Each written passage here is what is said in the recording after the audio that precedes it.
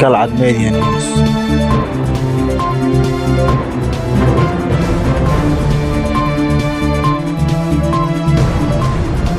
قلعة ميديا نيوز.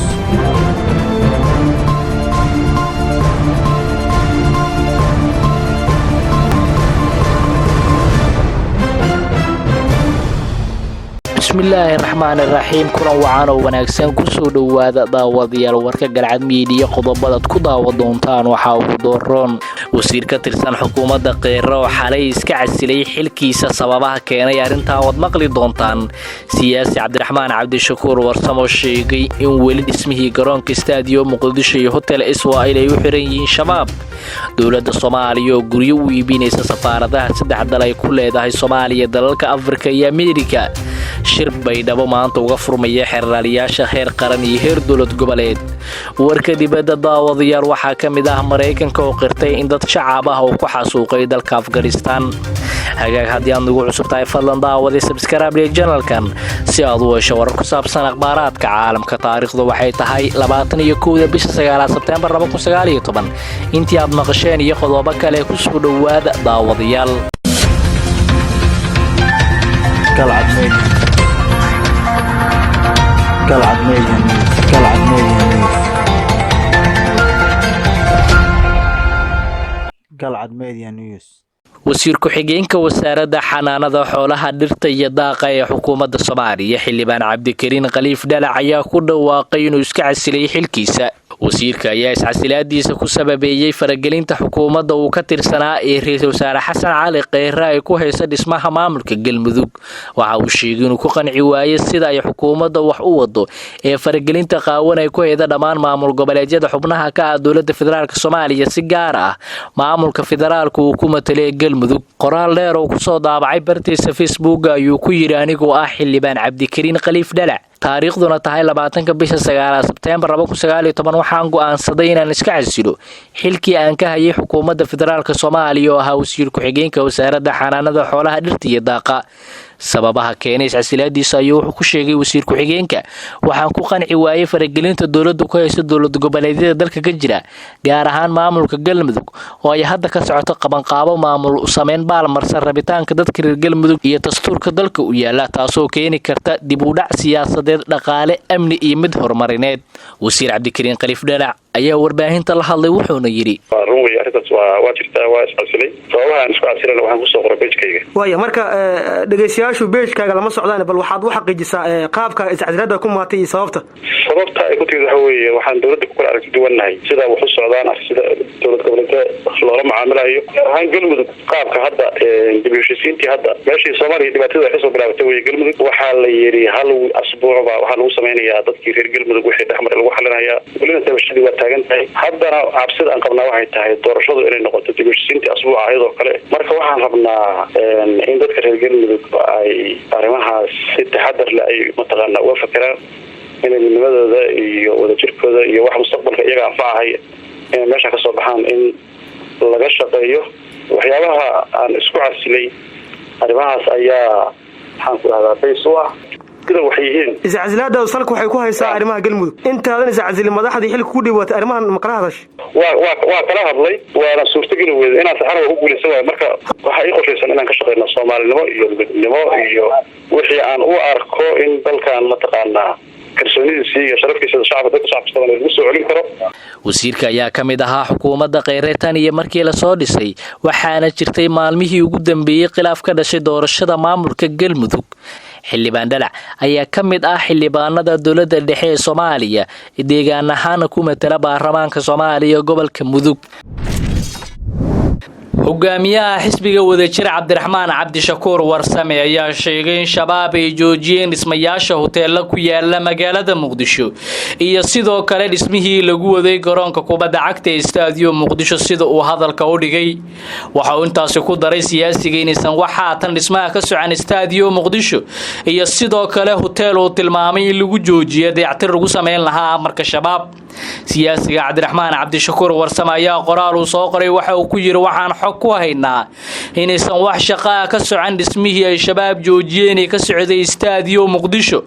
waxaa kaloo xog ku haynaa in shabaab ay hor istaageen dayactir lagu sameyn lahaa hotel SYL ee magaalada Muqdisho kuna yaala afaafka hore ee madaxtooyada siyaasiga cabdiraxmaan cabdishakuur warsame ayaa dowladda dhexe ku eedeeyay inaysan difaaci karin hantida ganacsatada Soomaaliyeed haddii ay diidaan amarka shabaab cabdiraxmaan cabdishakuur ayaa qoraalkiisa sidoo kale waxa uu ku sheegay in wax laga nax ay tahay iyadoo amniga Muqdisho sida u dayacan yahay inay dowladda federaalka Soomaaliya caqli quursi ku sameyso shacabka Soomaaliyeed oo la soo galo istaagto sababta ay xayiraadda u saareen duulimaadka tooska ah ee Kismaayo ay amaanka dartii tahay cabdiraxmaan cabdishakuur ayaa yiri dowladda federaalka Soomaaliya ma lahan awood xukun oo ay dalka idil ku xukunto laakiin deegaanada dowlad goboleedyada dalka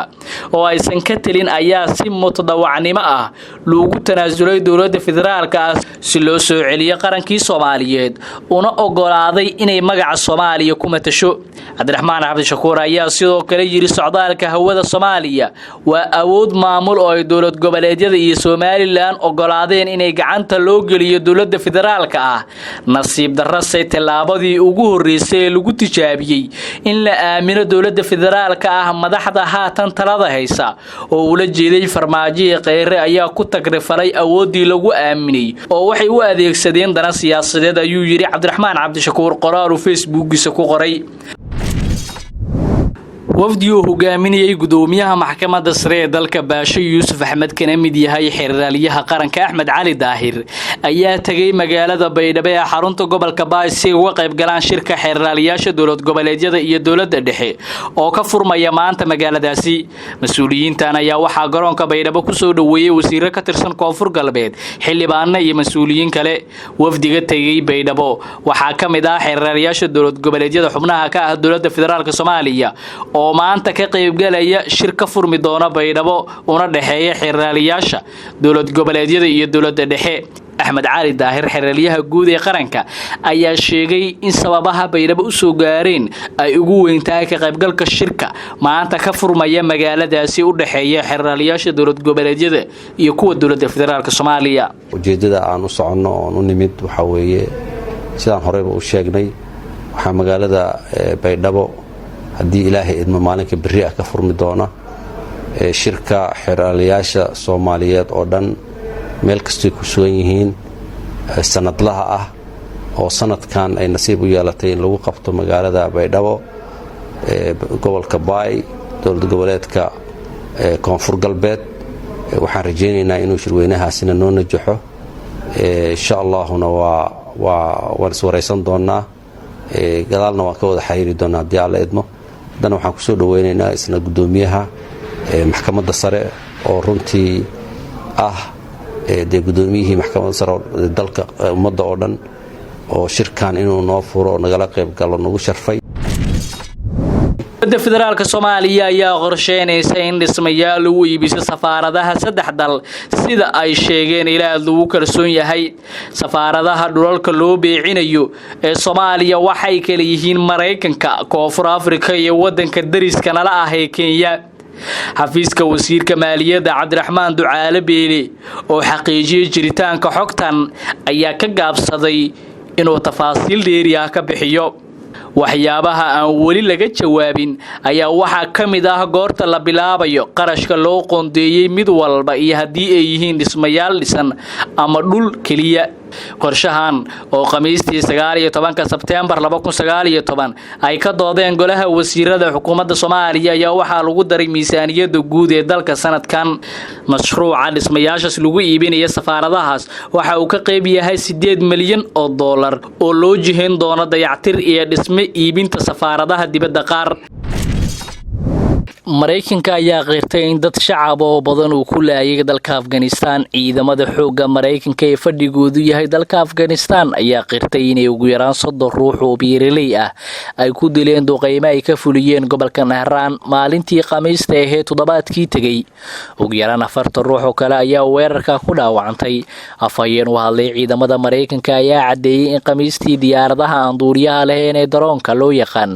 ay dadkani laayeen xilli ay doonayeen doonayeen inay burburiyaan fadhiisimooyin ay ku leeyihiin kooxda la magac baxday khilaafada islaamka ee daacish halkay duqeynta ka dhacday. horaan waxaan u heesanay inay yihiin xubno ka tirsan ISIS ayuu hadalkiisa sii raaciyay afhayeenka ciidamada Mareykanka ee howlgalka Afghanistan hogaaminaya. afhayeenka gobolka weerarka ka dhacay warbaahinta u sheegay inay wadaan baaritaano ku aadan weerarka. isla Khamiistii waxaa dhintay ugu yaraan 40 ruux kadib markii weerar ismiidaamin ahaa oo uu sheegtay Taliban uu ka dhacay gobolka Zabul. daawadayaal waa naga intaa warkii aad kala socoteen Galcad Media. haddii aad nagu cusub tahay fadlan daawada subscribe channelkan si aad u hesho warar ku saabsan akhbaaraadka caalamka iyo gudaha Soomaaliya.